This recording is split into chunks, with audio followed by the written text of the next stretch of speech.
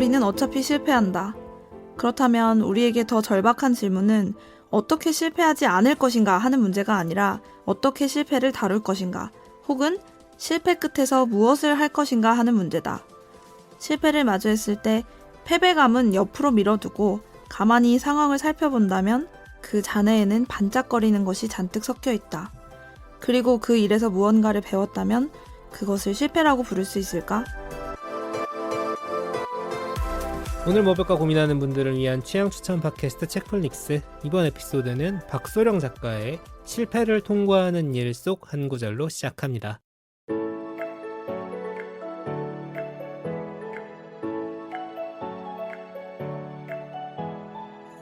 안녕하세요, 덕PD입니다. 오늘도 실패를 통과하고 있는 두 분 나와 계십니다. 안녕하세요. 오지랖 넓은 오지입니다. 하루하루 네. 실패. 네. 매일 실패해보고 있는 본입니다. 네, 저는 오프닝을 보고 거창한 얘기 같지만 한국에서 학교를 다닌 사람들 상당수는 비슷한 경험이 있습니다. 오답노트라는 게 있다. 네. 아, 맞아. 오답노트 네. 해외는 없는 것 같죠? 우리나라에서 주구장창하는데 이거를 오케이, 약간 오답노트. 벌로 생각하면 노답인데 오. 이게 이제 딱 바로 실패를 통해서 그 다음에 성장을 찾아간다 와. 라는 거죠. 와, 저 오답노트라는 네 글자를 이 책을 읽으면서 생각해내지 못했는데 정확히 그거네요. 오답노트. 근데 시켜서 하는 인생 거니까. 오답노트지. 저는 오답노트 공부법이 정말 잘 맞았던 사람이거든요. 근데 누구에게나 잘 맞아. 공부 잘하는 사람 치고 오답노트 안 하고 공부를 어떻게 했겠어요. 저 다 고3 때 해봤겠지. 선생님이 저한테 맞은 문제한테는 고마울 게 없다. 틀린 문제가 어. 너를 가르쳐주는 거야 라고 얘기했던 게 진짜 많이 와닿았었어요. 그쵸.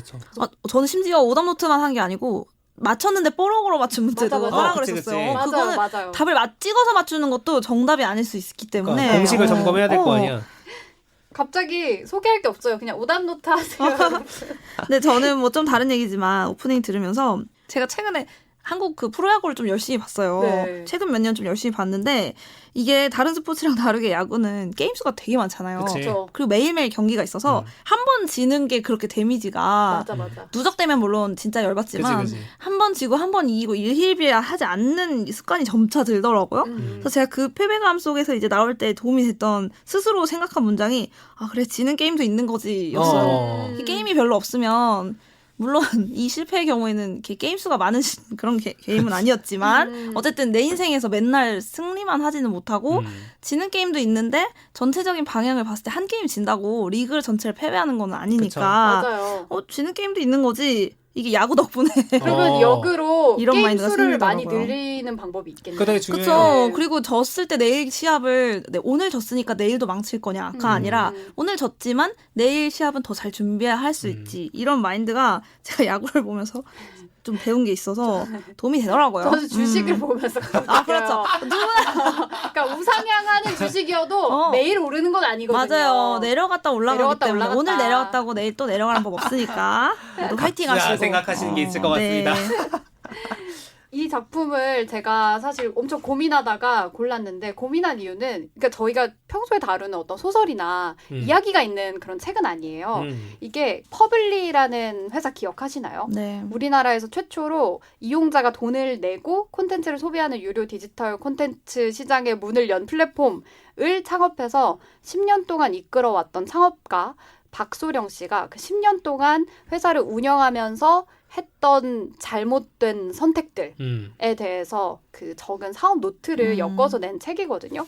그 우연한 기회로 제가 서점에서 이 책을 발견하고 일단 재밌었던 이유는 우리가 흔히 이제 미디어 속 책이나 언론에서 창업가의 이야기를 접하게 될 때 항상 접하는 그 전형적인 이미지가 있잖아요. 예를 들면 항상 팔짱을 끼고 있다.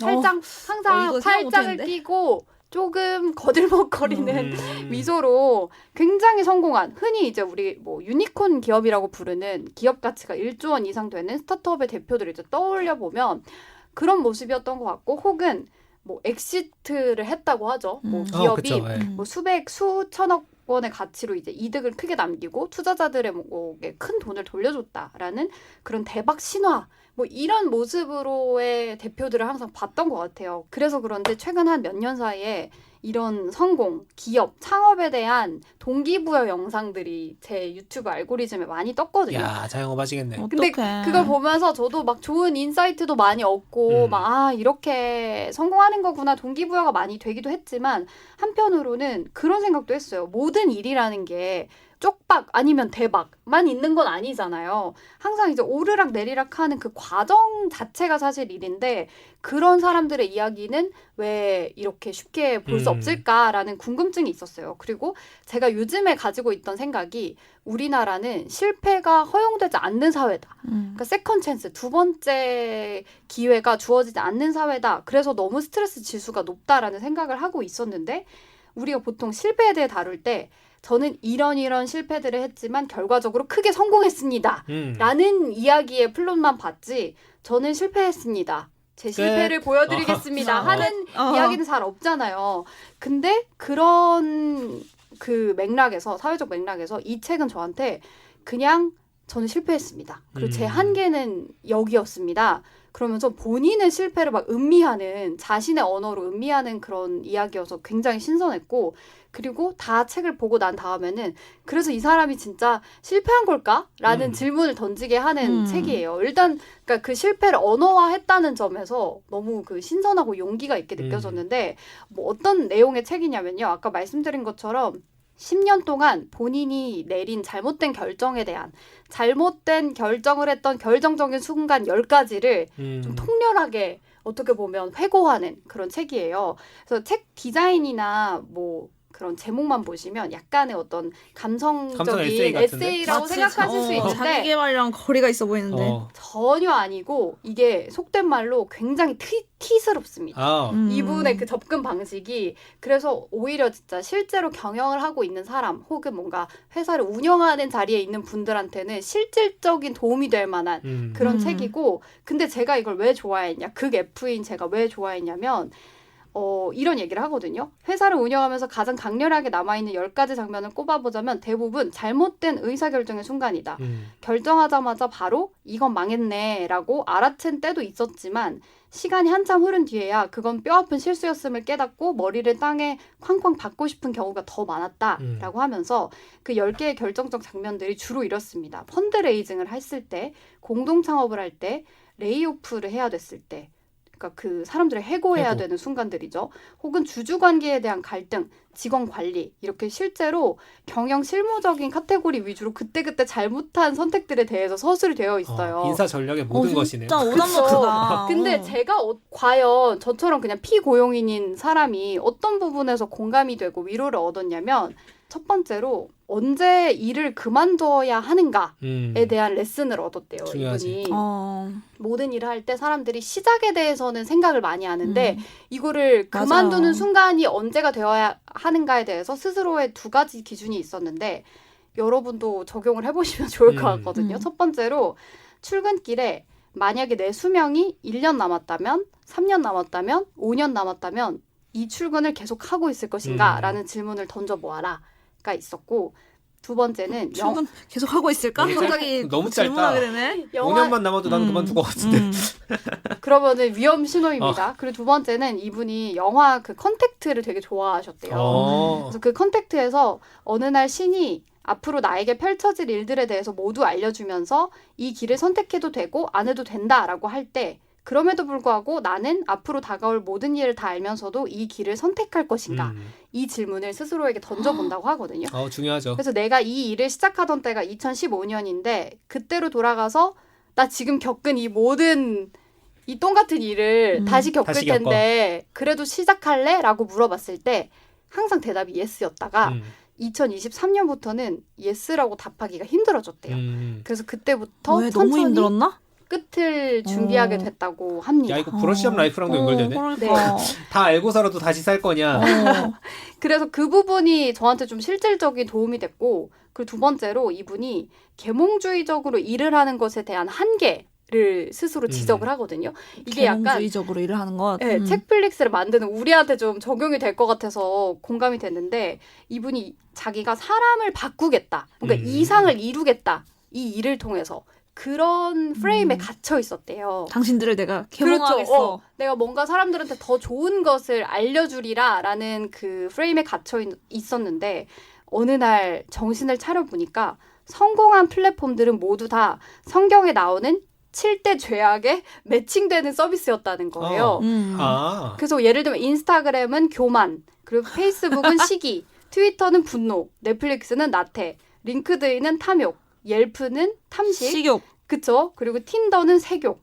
이렇게 사람들의 죄성을 만족시켜주는 플랫폼이 성공하지. 아, 욕망을 노리라는 좋게 얘기지. 말하면 그렇죠. 욕구를 만족시켜주는 그렇죠, 거잖아요. 그렇죠. 그쵸? 근데 나는 항상 사람들을 가르쳐줘야 한다라는 계몽주의 속에 빠져 있었던 게 나의 한계였다. 그럼 나 다시 칠거지약으로 가야겠다 이렇게 하는 건가요? 어떻게 되는 건가? 그래서 자신의 교만을 깨달은 거예요. 이게 사업을 할 때는 사람들의 니즈를 충족시켜줘야지 사람들을 가르치려고 하면 안 된다라는 한계점을 발견했다는 거예요. 근데 저는 이게 뭐 그래서 앞으로 사람들의 욕망을 채워줘야 된다 이렇게 결론이 갔다기보다는 이 사람이 자신의 한계를 찾을 때 자기의 프레임을 깨야 된다. 그러니까 내가 가지고 있는 사람들에 대한 그 프레임을 깨야 된다라는 큰 결론을 얻은 거거든요. 근데 그게 뭔가 저한테도 적용이 되는 것 같았어요. 뭔가 안 됐을 때, 내가 회사에서, 우린 특히 이제 방송사에 있다 보니까 뭔가 사람들이 이 콘텐츠를 원하지 않았을 때, 그게 이 콘텐츠 자체가 잘못되어서가 아니라 내가 타깃을 대하는 그 마음가짐 자체가, 프레임 자체가 좀 잘못된 게 아닌가라는 레슨을 얻었고, 그리고 세 번째로 중요한 것을 뒤로 미루면 미룰수록 앞 단계에서는 적은 비용으로 고칠 수 있었던 기회를 놓치게 된다라는 거였는데 이게 더 구체적으로는 돈 버는 것을 뒤로 미루지 말자였어요. 그래서 돈 버는 일을 너무 짜친 일로 생각하지 말고 돈 버는 일을 우선으로 생각하자. 라고 사업의 기본 아닌가? 사업의 기본인데 근데 이제 보통 이분이 스타트업 하면 이제 거창한 것부터 맞아요. 자꾸 하고 싶으니까 내 맞아요. 비전과 맞아요. 미션에 막 뭔가 집중하고 사람을 모으는 것 지금은 돈이 좀 새도 더 우리는 크게 가야 될 사람들이니까 여기 창업해보신 분이니까. 정확히 그겁니다. 정확히 보통은 그겁니다. 그렇게 다 망하죠. 그리고 이 전체 책에서 좀 가장 용기가 돼서 저는 이 부분 때문에 이 책을 소개하고 싶었던 부분이 있었는데 우리가 보통 모든 일이 갑자기 성공을 하거나 아니면 바로 반응이 오거나 그렇지 않고 좀 지지부진한 순간이 대부분이잖아요. 근데 그럴 때 이런 생각을 많이 하는 것 같아요. 그냥 아무것도 하지 말걸. 그냥 아무것도 안 했으면 했으면 영인데. 실패도 없고 조롱도 없고 주위 사람들한테 쪽팔릴 일도 없는데 이 일을 괜히 했나? 라고 생각할 때가 있잖아요. 왜냐면 대부분 모든 사람들이 성공을 크게 거둘 수 있는 게 아니니까. 근데 그럴 때 이 책에서 인용한 어떤 루즈벨트 대통령이 했던 그 말을 인용한 글이 있거든요. 근데 이렇게 나옵니다. 중요한 것은 비평가가 아니다. 강한 자가 어디서 무너지는지 혹은 행동하는 이가 무엇을 더 잘할 수 있었는지를 지적하는 사람도 아니다. 모든 명예는 실제로 경기장 안에서 뛰는 사람에게 돌아간다. 얼굴이 먼지와 땀, 피로 얼룩진 채 용감하게 나아가며 실수를 저지르고 반복해서 실패하는 사람의 것이다. 실수와 실패는 불가피한 것이기 때문이다. 명예의 주인공은 설령 실패한다 하더라도 도전하다가 실패한 사람이다. 성공도 패배도 모르는 차갑고 소심한 영혼들과는 결코 같은 위치에 있지 않은 사람이다. 라는 글을 이제 인용을 하는데 저는 이 마지막 줄이 너무 좋았어요. 그러니까 보통 요즘 사람들이 뭘 해도 욕먹는 사회라고 하잖아요. 그래서 뭘 해도 그거 왜 했냐 막 비아냥거리고 아니면 뭐 까고 뭐 실패 이유를 찾고 비판을 하는데 그런 사람들과 실제 일을 프랙티스 해보는 실천을 하는 사람은 차갑고 소심한 비겁한 영혼들과 그리고 실제로 그 경기장 안에서 뛰는 사람들은 엄청난 차이가 있다라는 얘기를 해주면서 꼭 창업을 한 사람이 아니더라도 자기만의 길을 지금 묵묵히 걸어가고 있는 모두에게 성공이든 실패든 하는 것 자체가 엄청난 가치를 가진 일이다. 라고 위로를 전해주거든요. 그래서 저도 뭔가 뭐 이분이 이 박소령 대표가 뭐 막말로 뭐 어디 유니콘 기업의 대표처럼 큰 뭐 성공, 스타트업 대표로서의 명성을 얻지는 못했을지언정 사람들한테 이런 위로와 레슨을 줄 수 있는 그런 메시지를 주는 사람이 됐잖아요. 그리고 앞으로도 또 뭐 이런 레슨을 통해서 어떤 일을 할지 모르니까 그러면서 이 사람이 과연 창업을 했던 게 실패라고 말할 수 있을까? 절대 이 일을 그렇지 않을 접은 게 것 같은데. 그쵸? 그런 생각이 들더라고요. 그러면서 뭔가 실패의 정의에 대한 깁생을 또 하면서 두 분께도 두 분도 뭔가 단기적으로 좀 실패라고 생각하고 좌절감을 느꼈지만 결과적으로는 나한테 좋은 일이었다.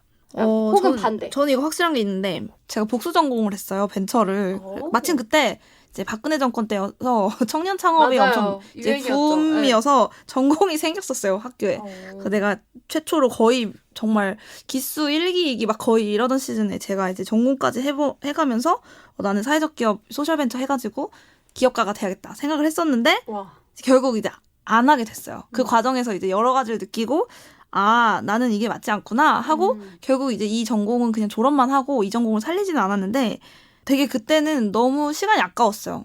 그 시간에 공부를 좀 더 할 수 있었고 다른 전공을 할 수 있었는데 내가 굳이 그런 데서 시간을 낭비했구나. 그러고 생각했는데 막상 취업 전선에 뛰어들었거든요. 네. 그때는 진짜 후회했어요. 창업할 시간에 취업 준비를 좀 할 걸 미리 한 1, 2년이라도 빨리 시작할 걸 했는데 이제 자소서를 쓰는 순간 국면은 전환되었어요. 제가 창업하면서 한 모든 활동이 정말 독보적인 자소서를 진짜 주옥 같은 쓸 수 있는 정말 다양한 아이템들로 여러 가지 쓰기 좋은 스토리들과 사례들과 교훈과 여러 가지 사자성어와 많은 것들을 알려주었고 완전 맞겠다. 뭐 자소서 이제 농담 반 진담 반으로 이제 제가 자소서를 꽉 채웠다 얘기했지만 실제로 제 삶에도 내가 사업을 할 때 생각했던 거는 사업가는 이런 하는 사람일 거야라고 잘 모른 채로 사실 뛰어들었던 건데 실제 해봤기 때문에 해보면 다르지. 이 사업의 모든 여러 가지 다양한 부분 중에서 내가 잘하고 좋아하고 하고 싶었던 건 이거고 잘 못하는 건 이거구나를 이제 좀 가르마가 타져서 그렇다면 내가 잘하는 걸 집중하기 위해선 꼭 사업가가 아니어도 된다라는 판단을 좀 할 수 있었던 시간이어서 물론 자소서와 함께 어쨌든 인생에서 좀 갈피를 내가 가야 될 길을 좀 갈피를 잡게 해준 시간이었던 것 같아요. 이건 결국 결과적으로 당시에는 몰랐어요. 할 때는 생각보다 안 맞는데 이러면서 너무 막 불안했거든요. 내가 남들 취업 준비할 때 여기서 지금 창업한다고 막 밤새 이런 짓을 하는 게 맞나? 막 이랬는데 아무튼 저는 엄청 좋았어요. 그래서 스타트업 하는 사람들 지금도 되게 존경하고 이 퍼블리 이 대표님도 엄청 이제 존경하는 이제 여성 기업인이지만 회고 잘 하셨고 이제 저는 저대로 잘 살고 있다. 그런 사례가 있었네요. 네. 근데 저도 대학교 때 대기업 시험 되게 많이 봤었는데 한 1년 전까지만 해도 그때 됐으면 더 좋았겠다라는 생각을 많이 했었어요. 왜냐면 너무 좋더라고요. 대기업의 복지나 막 들어보니까 건물도 진짜 좋고. 반전 없는 거 아니에요? 할머니 지금도 그래서 여전히. 사실 지금도 뭐 그런 거 아직도 부럽죠. 그런 것들을 겪는 친구들이. 근데 제가 최근에 대기업의 인사평가 시스템이나 혹은 그 안에서 하는 일들에 대해서 구체적으로 얘기를 나눈 적이 있었어요. 친구들과. 근데 저는 정말 100% 확신할 수 있는 건 저는 그런 거는 못 견디는 사람이다. 그래서 내가 어쩌면은 이런 방송사에 오게 된 것이 나에게 정말 꼭 맞는 자리일 수도 있겠구나 하면서 그때는 막 이렇게 전형을 많이 보고 막 노력을 많이 하고 에너지를 많이 쏟아서 떨어지니까 너무 짜증났거든요. 너무 짜증나고 막 불매운동 한다고 모든 기업들 그치, 다 불매하다가 쓸 수 있는 기업도 없어지고 그랬었는데 근데 결과적으로는 그 실패들이 나를 제 자리로 가지고 왔구나 라는 거를 받아들이게 됐습니다. 그 얘기를 하고 싶었는데 저도 사실 모든 실패는 결과적으로 자양분이 돼서 경험이 된다. 뭐 우리 오프닝에서도 얘기했지만 뭐 그 정신승리든 뭐든 자양분이 안 되는 실패도 있어요. 있겠죠. 네. 근데 그 얘기를 하고 싶었어요. 이게 제가 책플릭스에서 적나라하게 얘기한 거는 처음인지 아니면 이 얘기를 여기까지 한 적이 있는지 모르겠는데 제가 실패했던 것 중에 하나가 이직이었죠. 여기로 온 거예요? 이직이었죠. 여기로 온 근데 이직이요? 정주행하시는 구독자 여러분들이 잘 알 거예요. 내가 어디까지 그쵸. 얘기했었는지. 저희 우리는 하도 기억 안 나. 왜냐면 오래- 오지도 창업 얘기했었는데 이게 우리는 많이 기억 못하는 했었어요. 거를 못 기억하시거든. 여러분 혹시 제가 이 얘기했는지 한번 댓글에 남겨주세요. 만약 옛날에 했던 얘기면. 참고로 이거 책플릭스 런칭 전에 있었던 일입니다. 부침이 네, 제가 이직을 하려고 했고 합격을 했고 근데 이제 여차저차해서 안 갔어요. 그러니까 이직을 하려다 실패했다. 현재 그죠? 회사에 남았다. 덕분에 책플릭스로 여러분 만나 뵙고 그치. 있는 상황이죠. 근데 이제 내 사적인 지인들은 아무도 이해 못했어. 저도 아무도. 이해 못했는데. 바보다 아무도 이해 그랬죠. 바보다. 못했어요. 저도 이해 뭐 그런 일이 있었는데 이게 결국에는 나에게 좋은 경험이 되었다고 생각하거든요. 근데 솔직히 저는 이직을 했잖아요. 그러면 해서 좋았다고 생각했을 거예요. 그쵸. 이게 뭔 얘기냐면 인생에서 어떤 사건이 발생했을 때 되돌릴 수 없다면 대부분의 경우 되돌릴 수 없어요. 우리가 뭐 브러쉬업 라이프처럼 돌아갈 수는 없을 거 아니야. 네. 근데 그러면 내가 내린 결정이 최선의 것이 되도록 사는 거예요. 그 다음에 어떻게 해석하느냐의 문제가 되는 거죠. 내가 다른 회사에 안 갔어. 그 회사에서 못하고 이 회사에서만 할 수 있는 게 있다고 생각해서 안 갔어요. 그러면 이 회사에서 할 수 있는 일을 난 계속 하는 거야, 최대한. 그럼 물론- 실패가 아니지. 물론 이제 회사에서 주어진 일을 해야 되지만 근데 최대한 내가 이 회사에서 다니면서 의미를 찾으려면 이거다 라는 방향으로 계속 하는 거고 그걸로 어떤 성과를 만들어낼 때 아 정말 안 가길 잘했다 라는 생각을 할 수 있는 거잖아요. 그러니까 결국 어떤 경험의 의미 자체가 경험하는 순간에 해석되는 게 아니라 미래에 끊임없이 재해석된다. 즉 지금 후회하지 않는다고 하는 본인의 선택이 나이 60에도 그럴지는 알 수 없다. 나도 마찬가지다. 근데 그 방향으로 가지 않기 위해 그냥 우린 노력을 하는 것 뿐이죠. 열심히 살아야 되는 거야. 저는 그 그쵸. 생각을 했어요. 이 정확히 그 말씀하신 것처럼 그 치즈가 곰팡이잖아요. 그러니까 근데 저는 그 곰팡이도 맛있는 치즈가 될 수 있다는 걸 알기 위해서 곰팡이를 먹어봤어야 되잖아요. 처음에 누군가는. 근데 그래서 실패를 먹어봐야 된다. 인류 단위로 경험한 거잖아요. 그러니까 그 누가 실패 죽었을 수도 있어 그 사이에. 아 베이킹 파우더를 까먹어서 브라우니가 탄생했대요. 맞아요. 그래서 오히려 좋아. 그러니까 내가 겪은 실패의 맛을 정확히 알아야 그걸 가지고 미래에 어떻게 요리해서 어떤 완벽한 음식을 만들 수 있을지를 알 수 있는 것 같아요. 그래서 이 책이 좋았던 점은 실패를 마주하고 맛보고 거기서 내 한계를 깨닫자. 그거를 그냥 적나라하게 이야기를 해줘서 좋았고 특히나 경영 파트에 직접적으로 있으신 분들께는 더더욱 추천을 드립니다. 그분들에겐 도움이 그쵸. 엄청 될 것 같아요. 왜냐하면 이렇게 하지 마세요에 대한 오답 노트가 많거든요. 저도 이제 사실 컨설팅 회사를 다닌 적이 있다 그러니까요. 보니까 회사에서 인사나 전략이나 이런 거를 어떻게 굴리는지 그리고 그 약간의 넓은 시야죠. 그런 것들을 가지고 있냐 아니냐가 내가 경영자가 아니고 내가 인사 파트에 없어도 엄청나게 도움이 돼요. 회사 생활할 때. 네. 한번 읽어보시길 전 추천을 드립니다. 물론 저는 아직 안 읽어봤고 제가 사실 이런 류의 책을 별로 좋아하지 않는 이유가 쓴 사람은 굉장히 특별한 사람인 경우가 많다. 보편의 경험이 아닐 확률이 높지만 완전 그래도. 보편의 근데 경험. 읽은 사람들이 되게 대입해서 생각할 수 있는 부분이 많은 것 같더라고요. 읽으신 분들 얘기를 들어보면은. 맞아요. 이제 그런 점에서라도 한 번쯤 읽어보는 건 좋을 것 같다.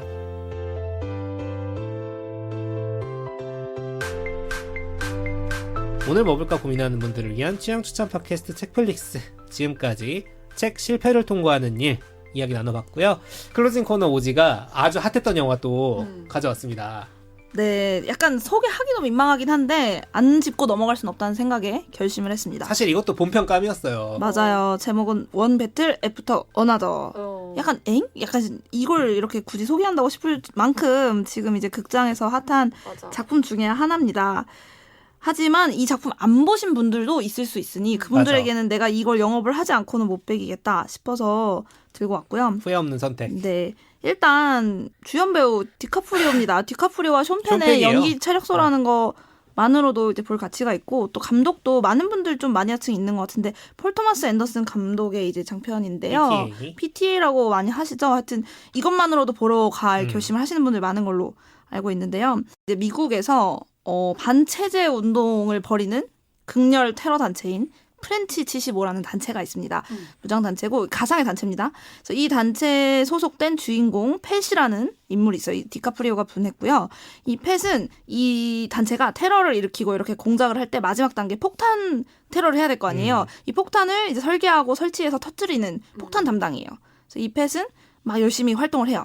그러던 와중에 그 프렌치 75에서 굉장히 거침없고 호전적인 여성인 퍼피디아라는 인물과 만나 깊은 사랑에 빠지고 마침내 딸을 갖게 됩니다. 그래서 팻은 이 막 폭탄으로서의 전문가로서 열심히 폭탄도 만들고 네. 퍼피디아랑 연애도 하고 하면서 열심히 그 테러 활동을 하다가 행복한 나날을 보내고 있었어요. 상당히 행복한 나날을 그려져요. 영화에서. 갓생. 이 사람의 인생에서는 청춘이라고 할 만한 시간들이 흘러가고 이 딸이 생긴 이후로 그런데 이 퍼피디아와의 갈등이 이어집니다. 어쨌든 이 테러 단체라는 게 안정된 가정과 병행하기가 어려운 직업이라고 해도 아무래도 될까요? 그렇죠. 아무래도 좀 네. 그렇기 때문에 퍼피디아 자체가 혁명이 더 중요하고 자기가 더 중요한 사람이었죠. 그렇죠. 그래서 이 두 사람이 계속해서 이 가정을 둘러싸고 갈등을 계속하게 되고 퍼피디아와 이제 팻 사이도 예전 같지 않게 되고 마침내는 퍼피디아가 여러 가지 이유로 인해서 조직을 떠나고 잠적하는 상황에 이릅니다.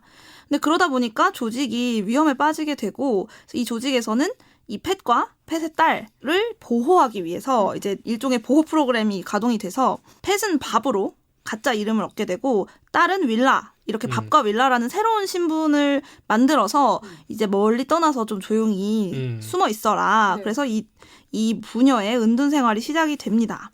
그러면서 이제 시간이 막 흘러요. 많이 흘러서 한 영화상으로 16년 정도 세월이 흐르면서 그동안 이제 별일 없이 잘 숨어 살아요. 그래서 윌라는 무럭무럭 크고 또 밥은 쭈글쭈글 늙어가고 이러면서 살아가는데 이렇게 평온한 일상이 계속 되기만 하면 영화가 안 되겠죠. 이 퍼피디아와 또 그리고 이 프렌치 75의 숙적이 있었습니다. 스티븐 록조 대령이라고 군인 출신의 아주 백인 우월주의자인 한 남성이 있는데 이 록조가 쇼펜이 분했어요. 그래서 약간 엄청난 연기를 보여주죠. 엄청나게 기괴하고 공포스럽고 엄청난 제가 최근에 본 중에 가장 인상 깊은 빌런으로 등장을 하는데 이 록조가 어떤 이제 어떤 뭐 여러 가지 디테일은 제가 그렇죠. 생략하고 빠르게 지금, 소개를 하면 팻하고 퍼피디아 사이에 딸이 있다는 사실을 알게 되고 이 딸을 제거하겠다라는 목적으로 추적해오기 시작한 거예요.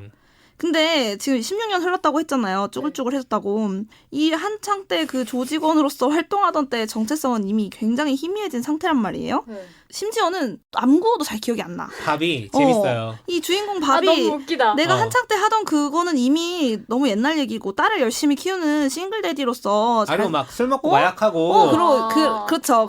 그거는 또 그거대로 자기도 이제 그런 루즈한 생활에 빠져 살았던 애예요. 근데 갑자기 이 록조의 이제 위협이 다가오면서 어떻게든 이 딸 윌라를 지켜내려고 막 고군분투하면서 일어나는 사투죠. 아주 이게 재밌습니다. 영화의 줄거리입니다. 그래서 이 스토리 자체도 굉장히 흥미로워요. 이 줄거리부터가 이미 재미있는데 네.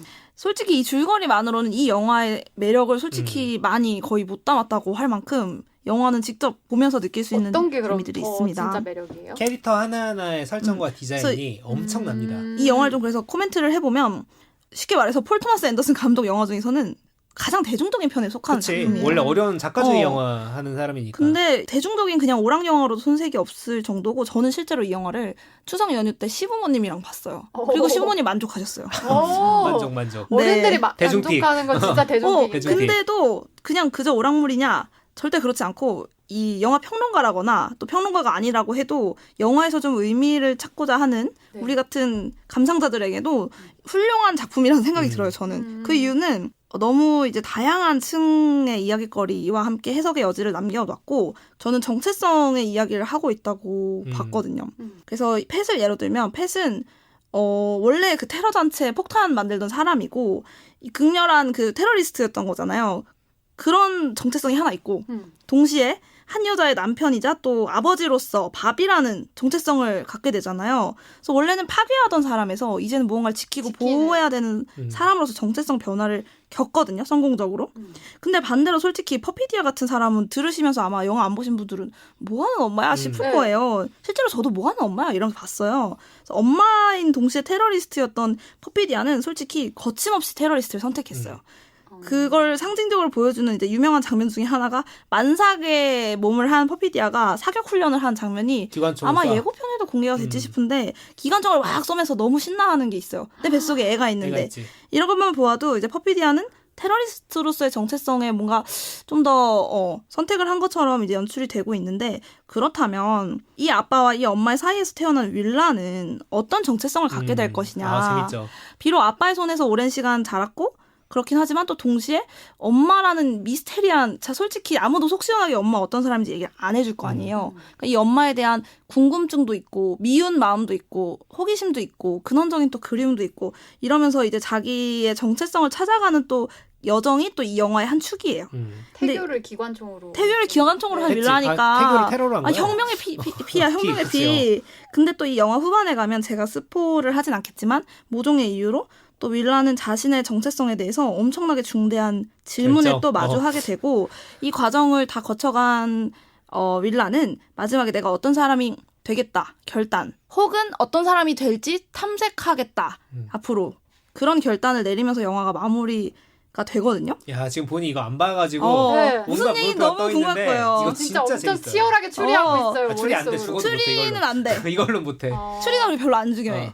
그래서 제 생각에는 제가 개인적인 해석으로서 한 정체성이란 한 축을 그냥 예를 들었지만 이 외에도 가족 이야기는 물론이고 이제 이념과 이념 체제. 대립. 극자와 구구가 다 나오거든요. 저는 이 영화 보고 온 다른 친구들이 말하기로는 어떤 영화야? 라고 하면 뭔가 극단주의에 대한 맞아, 영화다. 맞아. 그것도 맞아. 네. 거짓말이 아니에요. 네, 사실이야.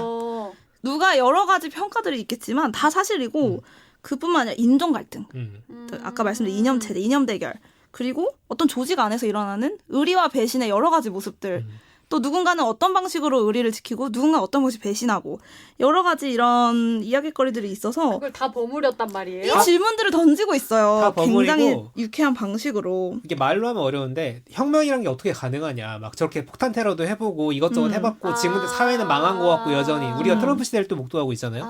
망한 것 같은데 일상에서 혁명이란 그럼 뭐냐까지 이 던집니다. 모든 캐릭터들을 가지고 해요. 시간을 거치면서 변하는 이제 세대의 차이도 보이고 하여튼 이 중요한 질문들을 던지면서도 되게 영화광이라고 할까요? 해석 채널들에서 좋아하는 다양한 레퍼런스들. 그러니까 씹고 뜯고 맛보고 즐길 거리를 엄청 막 많아요. 붙여서 주면서도 보니가 엄청 좋아할 것 같은 영화인데. 저는 이 영화 제가 좋았던 이유는 재밌기도 했지만 캐릭터성이 너무 좋아요. 캐릭터가 진짜 좋아요. 정말 독특하면서도 개성 있는데 할까? 입체적이고 이거 제가 볼 때 우리가 캐릭터 한 명씩 붙잡고 의미 재밌겠다. 부여하면은 저 진짜 제가 영화 좋아할 것 같아요. 완전 좋아할 것 누가 같아요. 봐도 제목이 대입할 주인공들이 있거든요. 원 배틀 애프터 어나더 이게 수거잖아요. 그러니까 계속 없이 이어진다는 싸운다. 소리. 네, 그렇죠. 배틀이 계속 이어진다는 뜻이잖아요.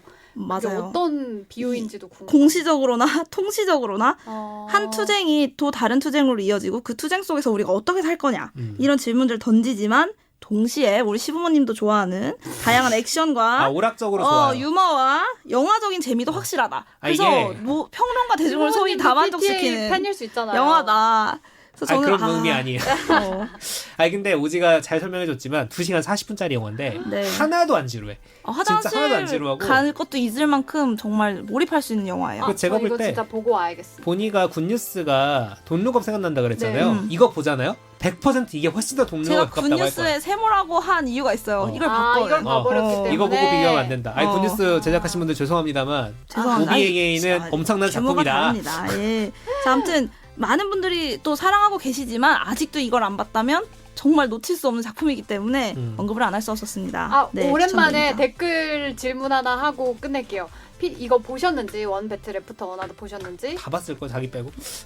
보니가 궁금하답니다. 혹시 보니 같은 분들이 계시다면 얼른 보고 오시기를. 보셨으면은 어떠셨는지 남겨주시면 좋겠습니다. 네. 자, 보니의 영화 관람을 응원하면서 네. 오늘 준비한 얘기 여기서 마치고요. 저희는 다음 주에 오랜만에 북클럽으로 돌아오겠습니다. 무슨 책인지는 다음 주에 알려드리고 청취해주신 여러분 고맙습니다. 감사합니다.